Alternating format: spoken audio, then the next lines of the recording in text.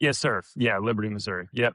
Okay. Small world, man. So when I pulled up your profile, when I first came across it, I saw you were in Kansas City. So one of my questions obviously was going to be like, hey, man, are you a big Chiefs fan? And then I saw where you worked for the Kansas City Chiefs because I'm from Northwest Arkansas. So I got a lot of buddies who grew up Chiefs fans, obviously not that far away. Yeah. And then another small world I saw where Joel Goldberg, you were on his podcast, and I pulled him up on your LinkedIn, and I was like, no way. So I had Joel on my podcast about a month ago, and I was on his about a month ago, and I was like, man, this is a small world. Total small world, man. Joel's the best. And yeah, it's just so good to meet you, Chris. And glad our worlds intersected. Where in Northwest Arkansas was home for you? And the reason I asked, we've got a daughter going to the U of A in the fall. And so I'm learning how to say woo pig sui as often as There we go. possible. Hey, just say it just like that. No, I was from like Springdale, Fayetteville area. So grew up like Nice. 15 minutes from the university, had season tickets for a long time. My family's still there. So I go in quite often. And then, when there's like SEC championship over here in Nashville, we go to all those games. If they play nearby. So we're all hog, man. I'm I always love it. happy to hear somebody else. You're gonna be in the family now when your Yeah, daughter gets. I gotta get some swag, man. I've yet to find the right t-shirt, but I'm gonna gear up for sure. Yeah, gotta get one of those Nike Hog polos. You'll be in it in That's no right. time. That's But right. no, Justin, man, super cool to talk to you. And again, as I was just looking at your background and just the people your book, your work, I was like, man, I got to reach out to Justin and see if I can get him on the Books for Guys podcast. And so, first off, man, I really appreciate you taking the time to do this. But second, man, I love your book. And number one, I love your title. That's what caught my eye, and it probably catches most people's eye who sees it. But your book is called "Give a Damn: The Catalyst for Caring Companies." And man, just kind of share how you led into that. What your background? I saw where you were, VP of sales, worked for the Kansas City Chiefs. I'm curious to know just what triggered you to Mm. move on from that and really to put this book out there about putting people and humans first.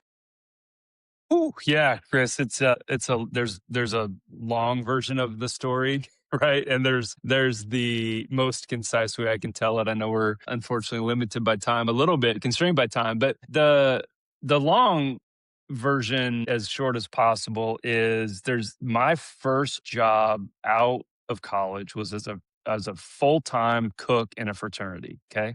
Had a communications degree from Mizzou.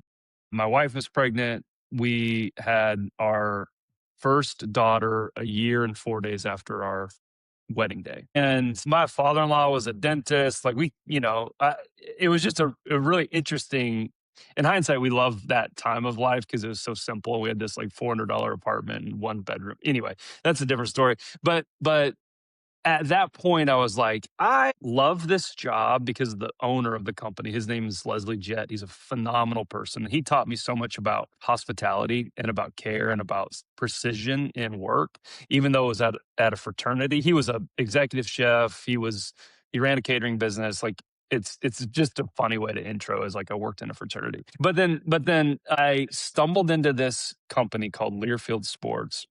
And Learfield was based in Jefferson City, Missouri, ultimately moved their headquarters to Dallas. They've been acquired multiple times across the path, but the owner of the business was a gentleman named Clyde Lear. And I was a young life leader in college, a volunteer leader, and he was a big donor. And he hosted this leader event at his house. And I came from a loving family, but we were middle class. Like I didn't have exposure to quote unquote wealthy people that much. And I didn't know that, and the phrase I use a lot and talk about in the book is I didn't know care and commerce could coexist. I thought you kind of had to pick one or the other. Like you have to go be, in the mission field or you have to like go be rich. And like those two things didn't really both and for me for a long, long time.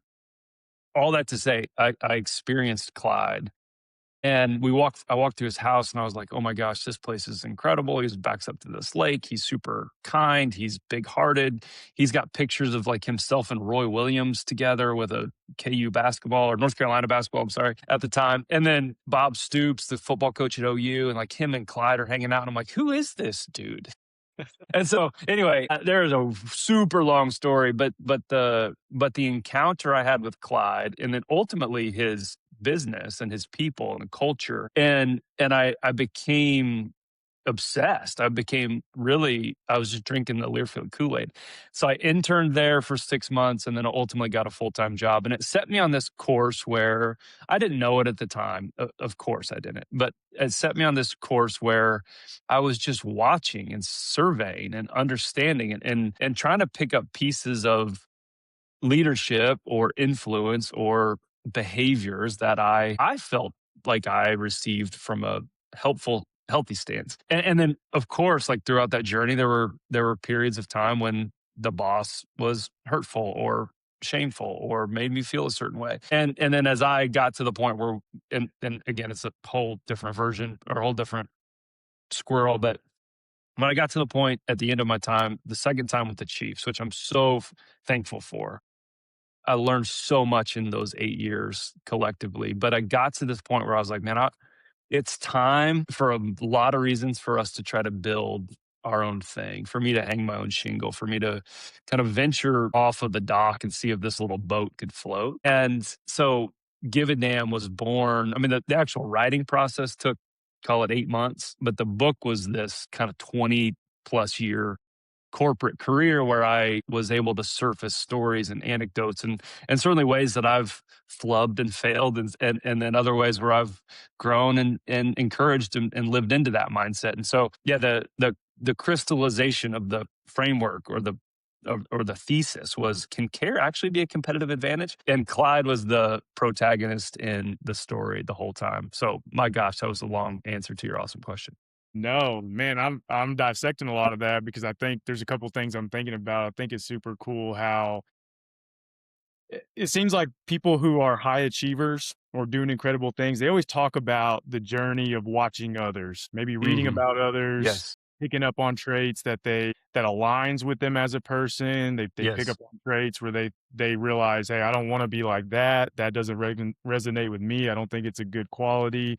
So you start, and you kind of have to learn that in the thick of things, Yes. in the weeds. You can't just, I kinda it's kinda funny, I don't make fun of it, but you got a lot of young guys out there trying to give advice, and it's like, "Man, I get it, but you're really Yeah. not Yeah. gonna get it until you go through it," and you went through a long 100%. period of time where you were picking up on things and really sharpening your kind of direction and craft and building what you have now.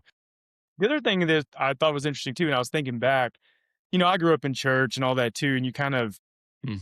middle class too, didn't have a whole Yeah. lot, but you kinda Yeah. have that thought process too of, like, you either have to give it all or, having a lot of money, it just didn't seem to line up.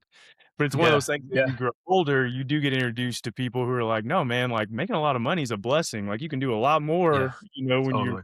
run a business and you're profitable and you've got money to give to others and help people with jobs."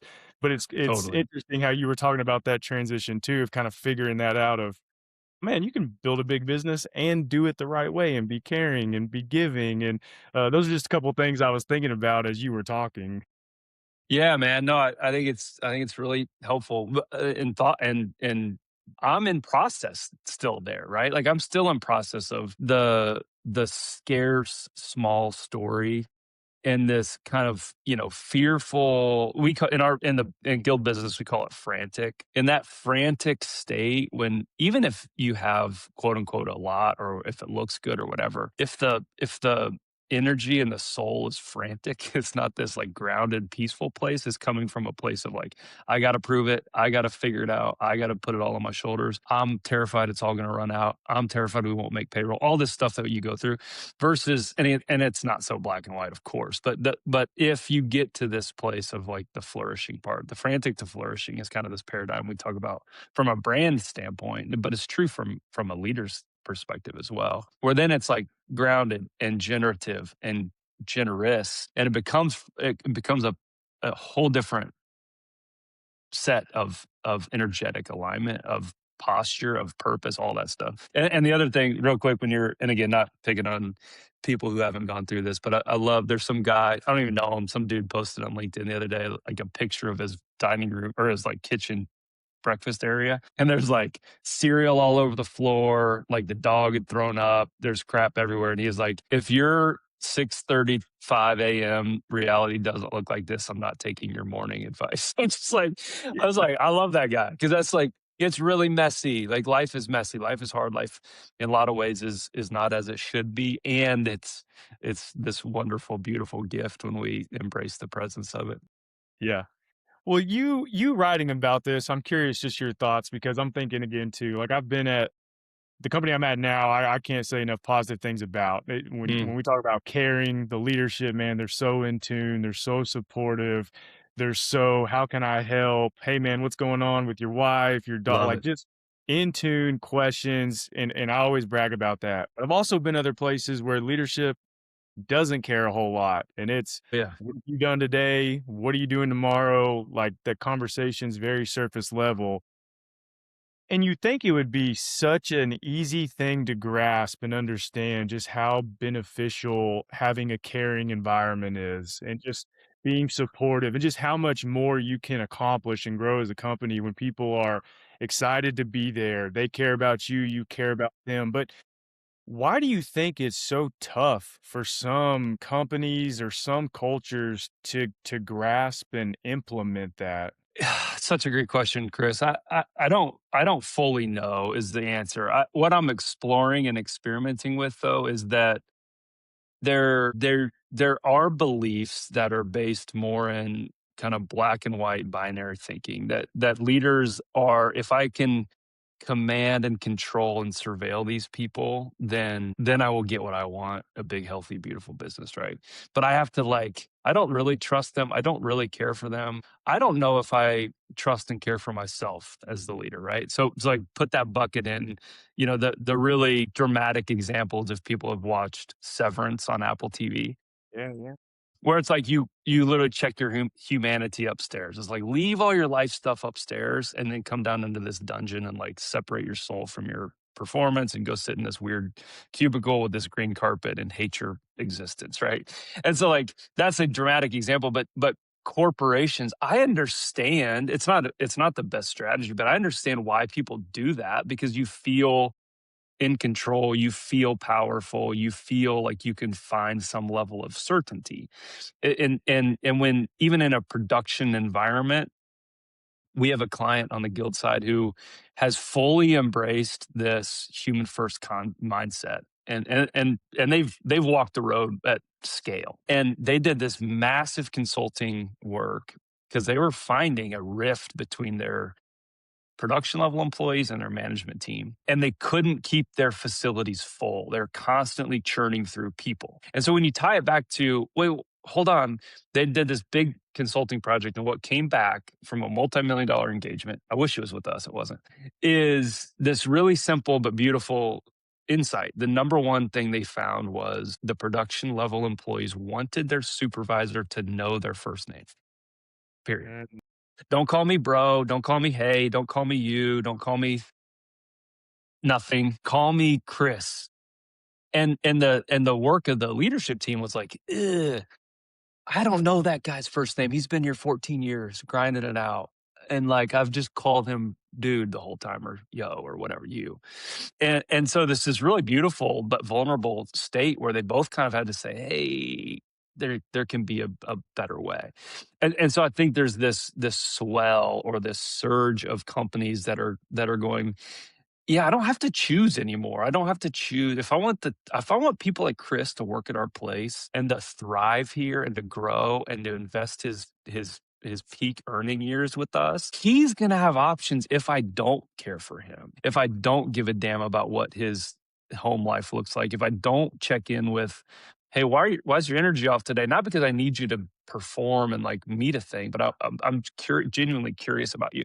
The people, and that's how I experienced Clyde all the way back, back in the day, was he cared enough about me to know my wife's name and to know we had a baby, even though he was the CEO of this huge company. And I was like, that's weird. This feels like a neighborhood or a church or a whatever. It feels better. And I therefore trust and love and care for him, and I will run through the damn brick wall for that guy, right? And so that's where, in its most simple form, Truett Cathy, the founder of Chick-fil-A, supposedly said, and I heard this secondhand through a Chick-fil-A owner operator, but he's in a internal meeting, Truett would constantly say, care and commerce can coexist. It's not either or, it's both and so I think you've seen this movement of not just leaders, but cultures and companies who do give a damn, who do care, and they're doing it because it's good and right, and also because it's a really damn good business strategy. Yeah. Yeah, and I think you can see a lot of companies taking this approach or trying to a little bit more over the last, I don't know, 5, 10 years. And maybe COVID had something to do with that, or just as Yeah. environments and people leaving and going, all over Yes. the place. You're right. It just seems that if leadership takes that approach, everyone else will do their work because they want to work hard for that. Yes. And it's kind of like having a good, I think of sports. When I had a coach that Yes. cared, I'll do anything they say, because I want to make him. All I want to hear is good job from that coach, because then I know, Yes. I'm helping him. I'm doing what he's inspired me to do, and it seems like leaders can take the same approach with an organization, but they're Yeah, and if I can interrupt you, Chris, it's yes to all that, and sometimes I think the danger or the caution is if people hear that and then they think you just have to be soft, nice, etc. It's like I guarantee you, whatever sport it was that coach was telling you good job at, also grabbed your face mask, grabbed your jersey. Like he also or he or she told you the truth, which is in the book we talk about clarity. Like they saw something in you that you weren't able to see in yourself, and they called that up and out and challenged you in a way that you received differently because you knew they cared.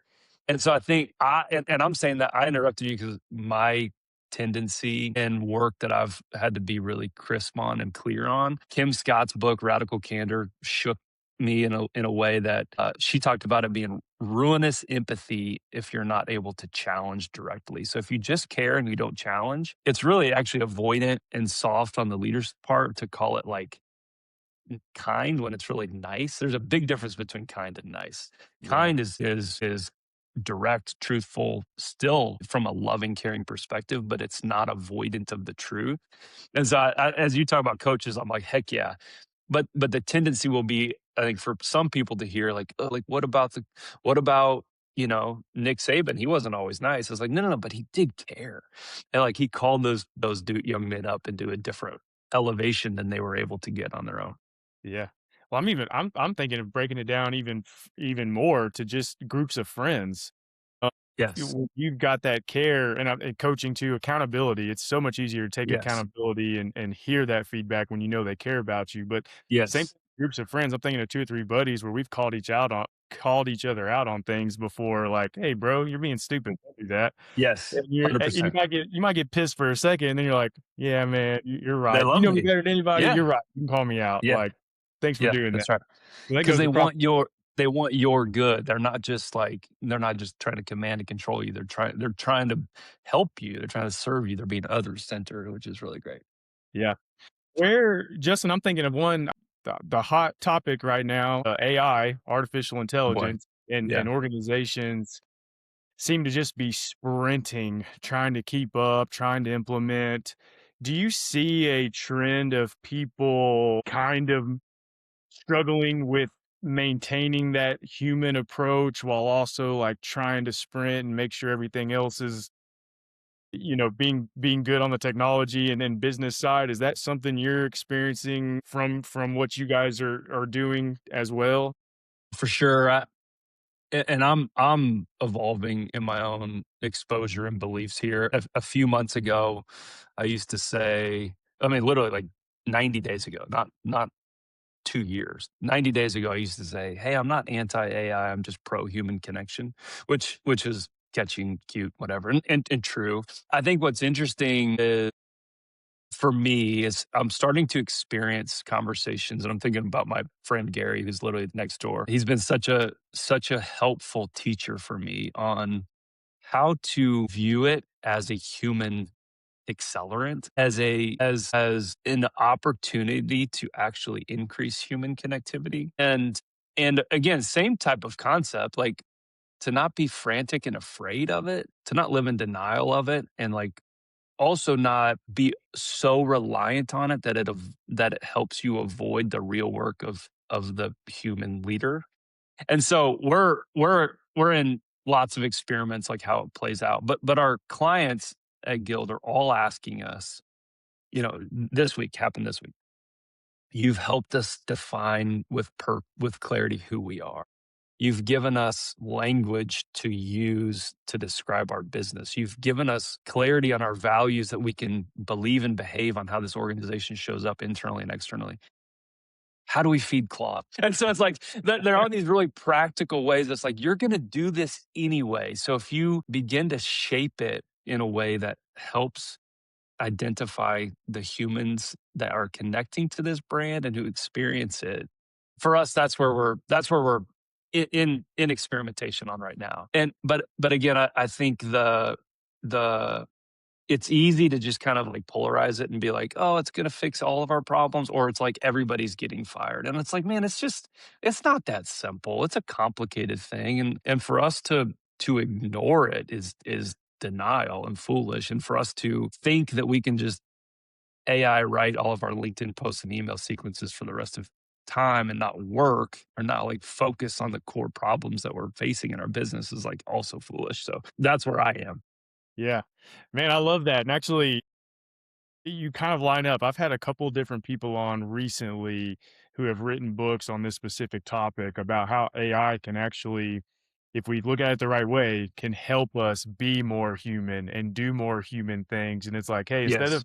instead of looking at this negatively, how can we use this to maybe free up another hour in our day where we can do more team happy hours, where you can go spend 100%. time with your wife and kids and go on walks, or get away and travel for a week, and structure things where things can be taken 100%. care of using some prompts, and you can get away from technology for a little while and go experience life and go hiking or do all Yes. these things. And I was like, that's so interesting because I think a lot of us, we pay attention again to the news and the post, and people are losing Yeah. jobs, Yeah. and they're the top AI gurus are fighting legal battles and all this Yeah. negative to it, but there's also Yeah. all this Yeah. positive that can come from it too. I mean, even health breakthroughs that can cure certain Yes. things. So Yes. there's positive to it, but like you said, how can we use this to create more human experiences and be more human? I think that's where people are starting to kind of think of it, and I could see how that'd be very important for companies and cultures to kind of figure that out too, so that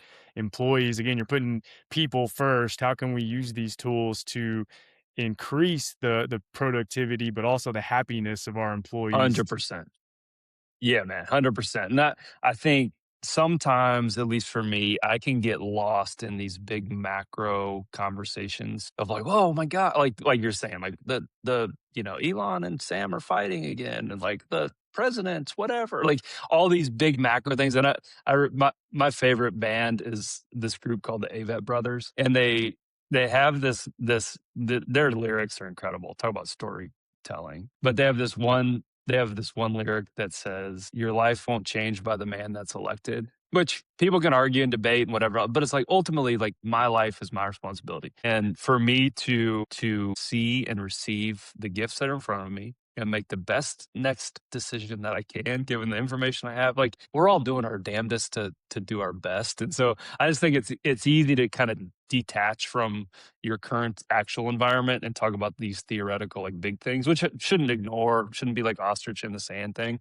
But at the same time, it's man, like I got my wife and my 5 kids, and we've got a life, and we got to make the mortgage payment. We've got payroll. Like I've got enough problems on my own to wonder about like what Elon's going to do with Sam in court.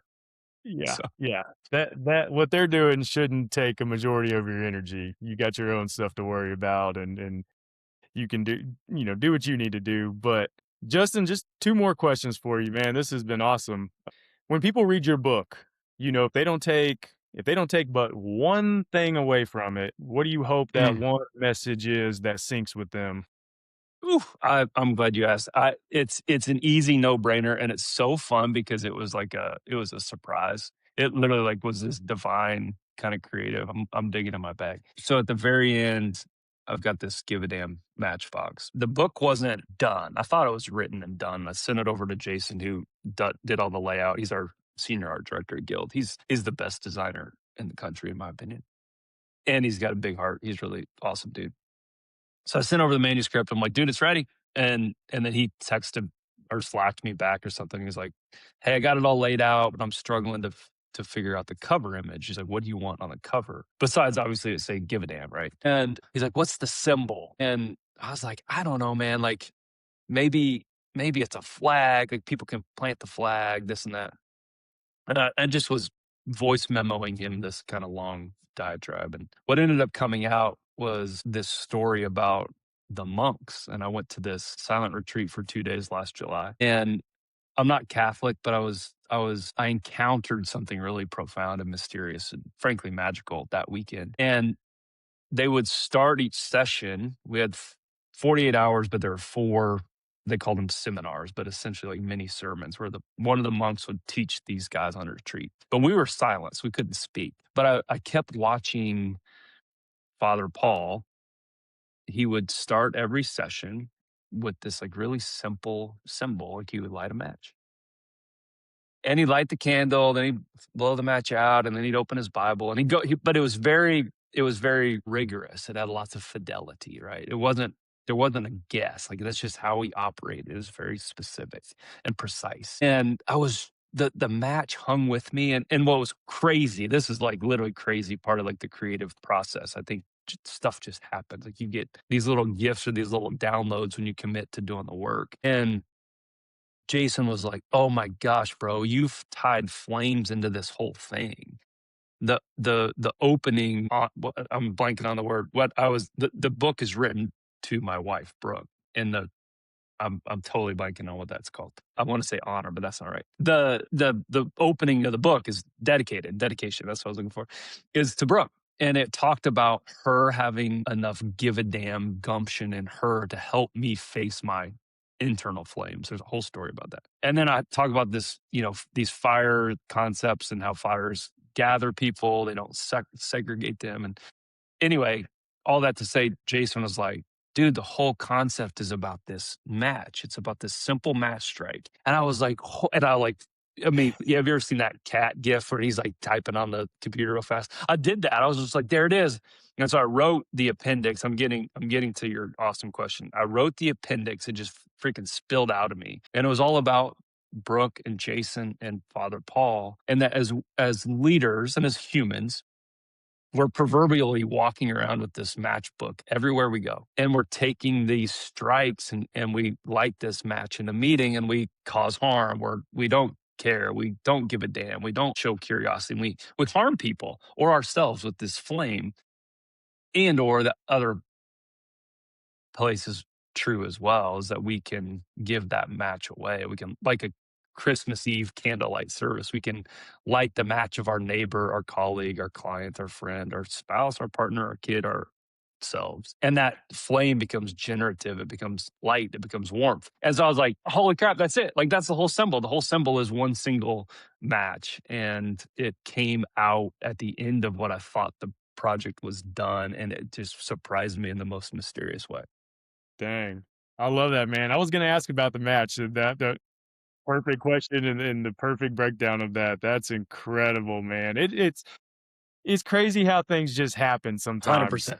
It's just if 100%. you're open to it and you're just watching and just certain things fall into place and there's no explanation except 100%. somebody's up there sprinkling some things down and you're just Yes. like, Yes. "Man, all right, this is cool." Yeah, man. No, it really is. Like, Elizabeth Gilbert talks about those downloads. She wrote Eat, Pray, Love and has all, big magic. But she's like, it's both and you got to be committed to the process. You got to do the work and you have to be open to receiving these downloads when they come. Cause I think the divine wants to use us to do more good and to share more light and to give more hope. And that was one like very practical example. Like, oh my gosh, I thought this was my words, my writing, my doing. And like, this is, yes, like it came out of me, but I received it. It was just a wild experience, man. Yeah. No, I love that. I love that. Justin, last question for you, and you've mentioned a couple already, so they may be your answers, but I'm always curious to know, just from a book's standpoint, what is a book or two that has meant a lot to you personally or professionally, and what's a book you love to recommend to others? Ooh, the first one that came to my mind is actually I think most leaders read so much nonfiction, which is great. And mine's technically nonfiction. And if people read mine, that would be cool. But what is the book that came to mind was Theo of Golden, which is about this 82-year-old guy in this like fictional town in Georgia who actually again my friend Gary went on vacation. He came back and he was like, I don't read fiction enough, but you should read this book. And I was like, I don't read fiction enough either, but I'll read that book. And dude, it's give a damn embodied. It's just beautiful story and collection of stories about how this guy Theo has helps people see themselves and helps see the good in them, helps them shift stories from like this shame stuck place to empowered and alive. And it's a I won't if people haven't read it, I won't ruin the plot because it's a gorgeous, gorgeous read and in a really practical way of how this stuff can be embodied in the day to day. Yeah. No, good recommendation, man. Well, obviously, your book too, Give a Damn. We've got it on the Books for Guys website. We'll have it in the show notes too for anyone who wants to go purchase it. I can't imagine if you listen to this episode and you don't want to purchase it, I'd be shocked because, man, you brought the heat. You brought some Man, I incredible appreciate it. just message behind what you're trying to share and put out there. And man, we need more of that out in the world Mm. anyway. And so, Justin, man, this has been fantastic. Thank you again for coming on the Books for Guys podcast. And man, I can't wait to see all that you and your company do moving forward and just the impact that you guys will have. Same to you, Chris. I'm grateful, my friend, and really glad our paths collided and our conversations intersected. I'm grateful for you, man. Keep up the Abs- good work. Thanks, Justin.